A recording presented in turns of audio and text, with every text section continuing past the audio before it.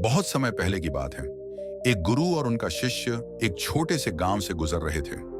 गुरुजी और शिष्य दोनों लंबे समय से चल रहे थे और उनकी यात्रा में बहुत थकावट आ चुकी थी। सूरज ढल चुका था और रात का अंधेरा धीरे धीरे फैलने लगा था। प्यास और थकान से वे दोनों बेहाल हो गए थे और रास्ते में कहीं भी पानी का कोई स्रोत नहीं मिल रहा था। तभी एक बड़े खेत के पास उन्हें एक झोपड़ी दिखाई दी। खेत बहुत बड़ा था और उसकी उपजाऊ जमीन देखकर यह महसूस हो रहा था कि इसका मालिक इस पर अधिक ध्यान नहीं दे रहा था। झोपड़ी का ढांचा बहुत पुराना था और उसके आसपास कोई खास देखभाल नहीं की गई थी। गुरुजी और शिष्य ने उस झोपड़ी के दरवाजे पर हल्का खटखटाया। कुछ ही समय बाद एक आदमी बाहर आया। वह किसान था और उसके साथ उसकी पत्नी और दो छोटे बच्चे भी थे। सभी के कपड़े बहुत पुराने और फटे हुए थे और उनकी अवस्था देखकर यह अंदाजा लगाया जा सकता था कि वे आर्थिक रूप से परेशान थे। गुरुजी ने अपनी विनम्र आवाज में किसान से कहा, क्या आप हमें पानी दे सकते हैं? हमें बहुत प्यास लगी है। किसान ने बिना कोई सवाल किए उन्हें अंदर बुलाया और पानी पिलाया। पानी पीने के बाद गुरुजी ने किसान से पूछा, आपका खेत बहुत बड़ा है, लेकिन इसमें कोई फसल क्यों नहीं उगाई जाती? किसान ने गहरी सांस ली और सिर झुकाकर उत्तर दिया, गुरुजी, हम अब फसल उगाने की कोशिश नहीं करते। खेती में अब कोई लाभ नहीं है। हम केवल एक भैंस से ही अपना गुजारा करते हैं। वह हमें रोज बहुत दूध देती है और उस दूध को बेचकर और जो बच जाता है उसे हम घर में उपयोग करते हैं।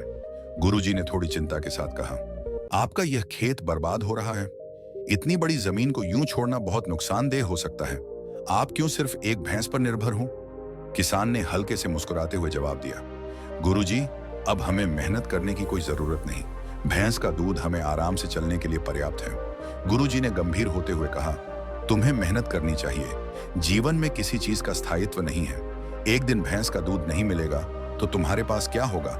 लेकिन किसान ने गुरुजी की बातों को नजरअंदाज किया और यह सोचकर उन्हें हल्के में लिया कि गुरुजी का कोई अनुभव नहीं है। किसान की बातों से निराश होकर गुरुजी ने शिष्य को कहा, आज हम यहीं रुकेंगे और कल सुबह जल्दी निकलेंगे। शिष्य ने गुरुजी की बात मानी और वे दोनों वहीं रुक गए। रात गहरी हो गई थी और चारों ओर सन्नाटा था, लेकिन गुरुजी का मन बेचैन था। वे समझ रहे थे कि किसान का आलस्य उस परिवार के लिए एक बड़ा संकट बनने वाला है। उन्होंने शिष्य से कहा, अब हमें कुछ और करना होगा। हमें इस परिवार की भैंस को कहीं दूर ले जाकर छोड़ देना चाहिए। शिष्य चौंका, गुरुजी, आप ऐसा क्यों करना चाहते हैं? गुरुजी ने मुस्कुराते हुए कहा, यह तुम्हारी परीक्षा है। तुम्हें यह समझना होगा कि अगर व्यक्ति अपनी स्थिति से संतुष्ट रहता है तो वह कभी आगे नहीं बढ़ सकता। गुरुजी और शिष्य आधी रात को उस किसान की भैंस को लेकर जंगल की ओर चल पड़े। वे बहुत दूर तक भैंस को ले गए और उसे घने जंगल में ऐसे स्थान पर छोड़ दिया जहां से वह वापस नहीं आ सकती थी। गुरुजी ने शिष्य से कहा, कभी कभी हमें जीवन में किसी कठिन परिस्थिति का सामना करना पड़ता है ताकि हम अपने असली सामर्थ्य को पहचान सकें। यह भैंस किसान के लिए वही कठिनाई बन सकती है जो उसे अपनी मेहनत की ओर प्रेरित करेगी। शिष्य चुप रहा, लेकिन उसका मन बहुत बेचैन था। उसे यह नहीं समझ आया कि गुरु ने ऐसा क्यों किया। समय बीतने के साथ शिष्य भी एक प्रसिद्ध गुरु बन गया। अब वह बहुत ज्ञानवान और अनुभवी हो चुका था, लेकिन वह घटना उसे हर समय परेशान करती रही। एक दिन उसने ठान लिया कि वह उस किसान से मिलेगा और यह जानने की कोशिश करेगा कि गुरुजी के द्वारा की गई वह गलती क्या अब तक उसके जीवन में कोई बदलाव ला पाई थी। शिष्य ने लंबी यात्रा शुरू की और बहुत दिनों बाद उस किसान के गांव पहुंचा। वहां उसने देखा कि वह खेत अब बिल्कुल बदल चुका था।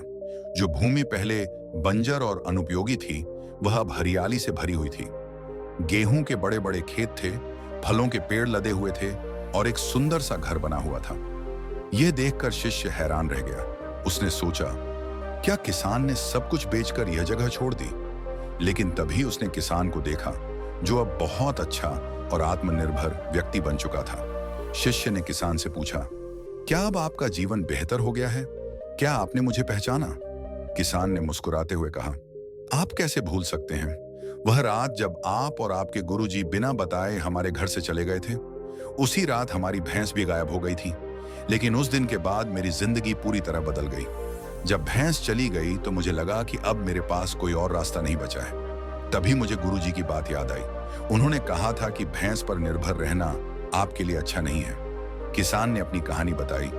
उस दिन के बाद मैंने लकड़ियां काटने का काम शुरू किया और धीरे धीरे पैसे बचाकर खेतों में निवेश किया। धीरे धीरे मेरे खेत हरे भरे हो गए और आज मैं गांव का एक बड़ा व्यापारी बन गया हूं। शिष्य हैरान था और उसने पूछा, तो आप यह सब पहले भी कर सकते थे ना? किसान ने गहरी सांस लेते हुए कहा, हाँ, कर सकता था, लेकिन उस समय मुझे कोई आवश्यकता नहीं महसूस हो रही थी। मैं आलस्य में डूबा हुआ था। जब भैंस चली गई तो मेरे पास कोई और रास्ता नहीं था और तभी मैंने ठान लिया कि अब मुझे मेहनत करनी ही होगी। अब मैं जो भी काम करता हूं उसे पूरी ईमानदारी और मेहनत से करता हूं। यही कारण है कि आज मेरी जिंदगी इतनी बदल गई है।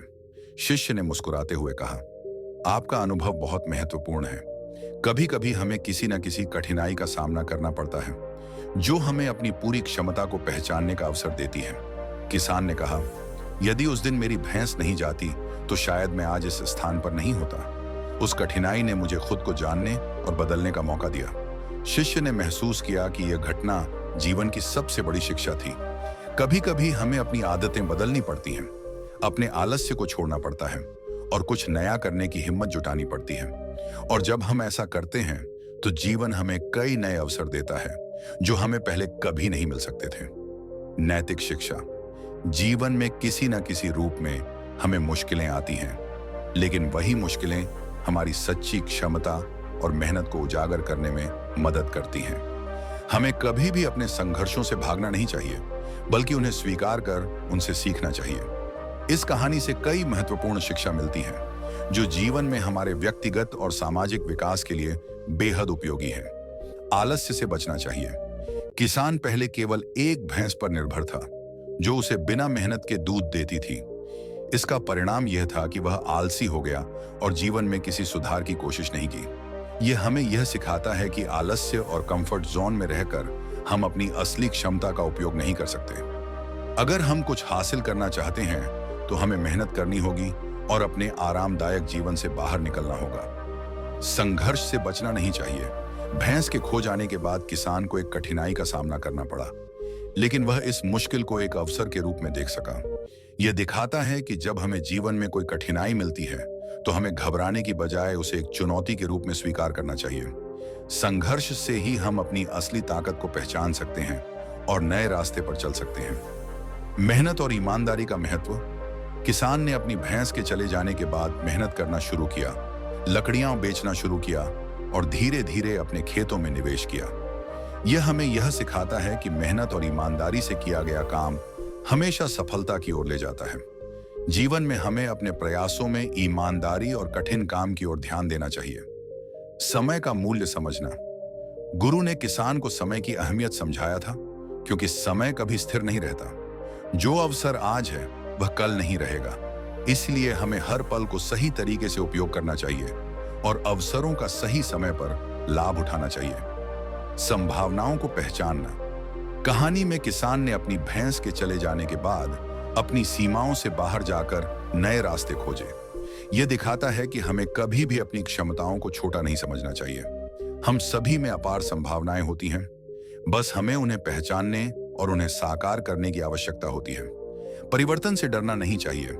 शुरुआत में किसान ने बदलाव को अस्वीकार किया, लेकिन जब उसकी स्थिति ने उसे मजबूर किया, तब उसने परिवर्तन को स्वीकार किया और सफलता प्राप्त की।